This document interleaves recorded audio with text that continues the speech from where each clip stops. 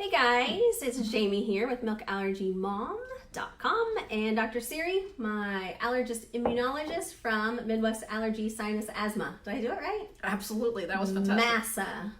Midwest Allergy Sinus Asthma.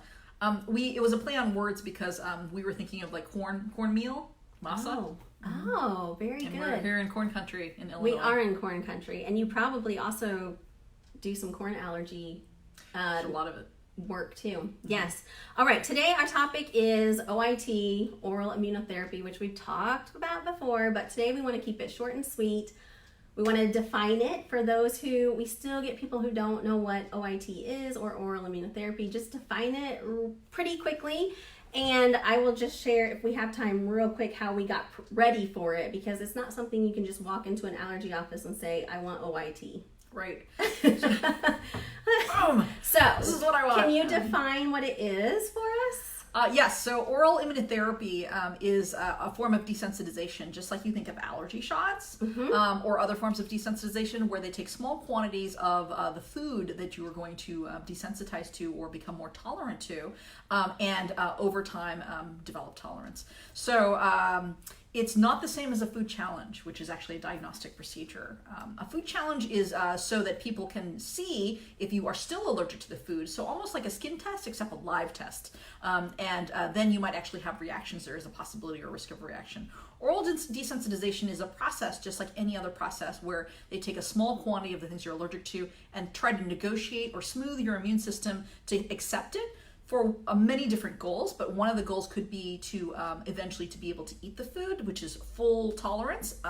The other goal might be to just be less sensitive so that you can not have severe reactions if you get tiny microscopic doses. For example, you might have heard of the concept of being bite-free. Maybe you take a bite of a food and then it may have a trace quantity of the food product that you're allergic to, but the reactions are less severe, and the threshold for you having a reaction or any reaction or severe reaction is much higher, so you have to ingest more quantities of the food.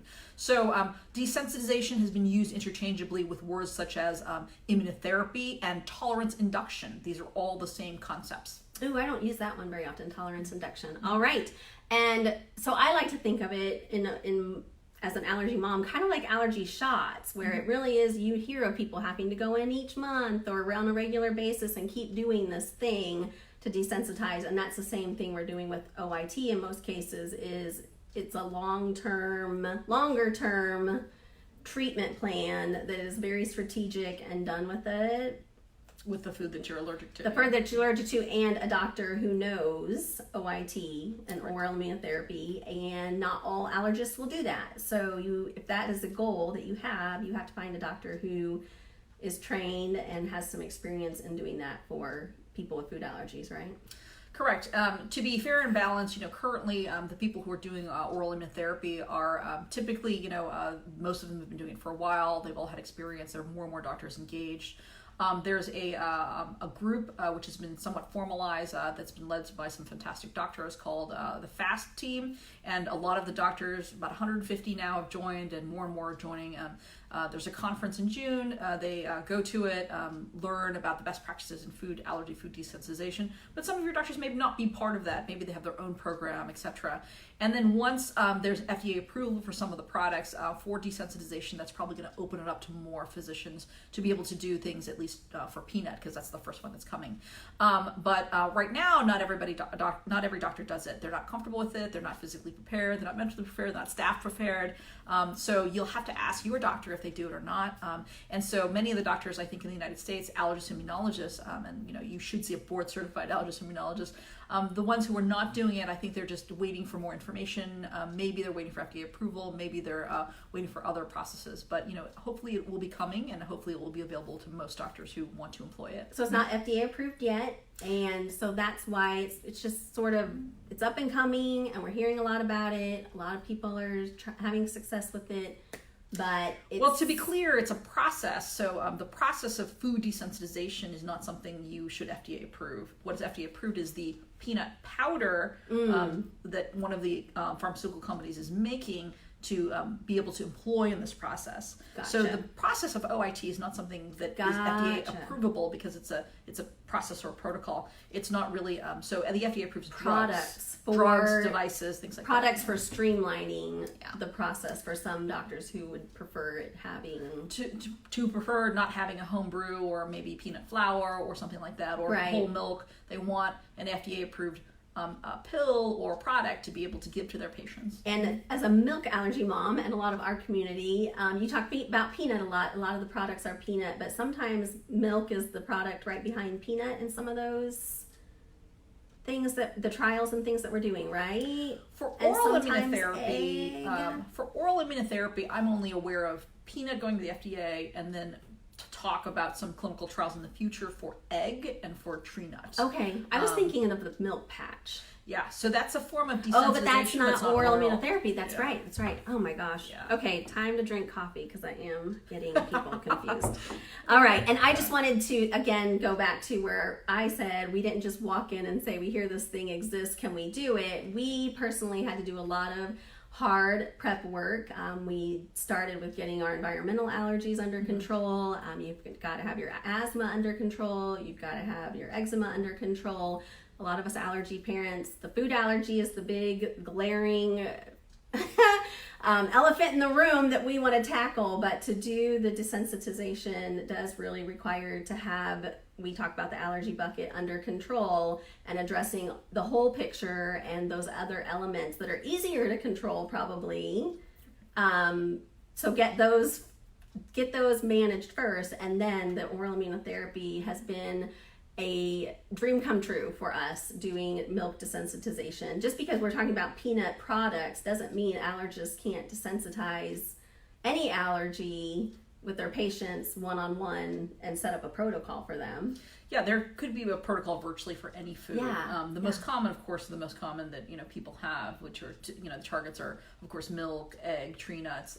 Some people do shellfish. There are other weird foods that we've heard of. Some people are doing sesame seeds. Some people are doing chickpeas. It just depends on the dietarily what's available and what the strategy of your specific physician is doing in terms of the food allergy. Right.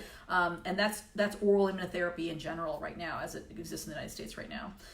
And so yes, it's true that if you control all those other things, so we think of the immune system as all over the body, which is why the immunologist has many organs that they need to target.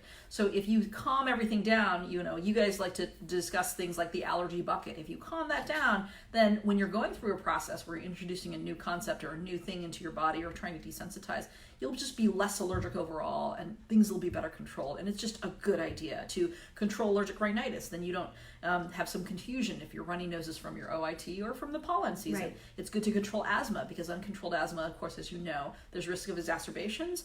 Asthma exacerbations are associated with death as well. A lot of people still die in the United States from asthma. And then if you're going through OIT, then you have to have good control of this so that it doesn't trigger or flare a problem. And then same with atopic dermatitis. And I think I talked to a lot of our patients about this as well, is that they come to our clinic and they're very, very focused and afraid of their food allergies, which they should be. But at the same time, sometimes the kids look miserable. They have eczema, some of them may have, weird sinus issues, some of them may have bad asthma. And then I think that sometimes one thing becomes so engrossing in your life, you kind of, forget to think about we just want to eat. You just want to eat. I was like, well, breathing's important. And it is. But we just want to eat food. But I totally get that. And so getting all those things under control, you've done an awesome job with our family. Our milk desensitization is going awesome. Milk OIT.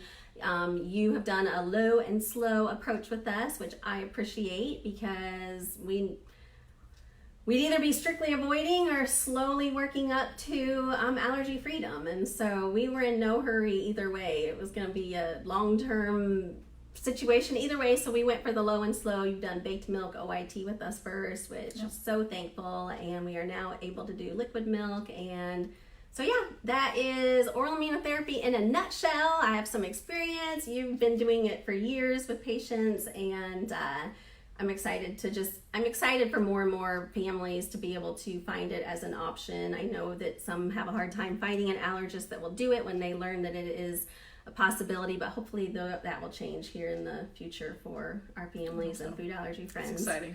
All right, if you guys have any questions specific to OIT, again, this was an overview, and we, if you have more questions, more specific, we will be happy to do a video later to talk about more specifics on oral immunotherapy. Thank you. We'll talk to you guys soon. Bye.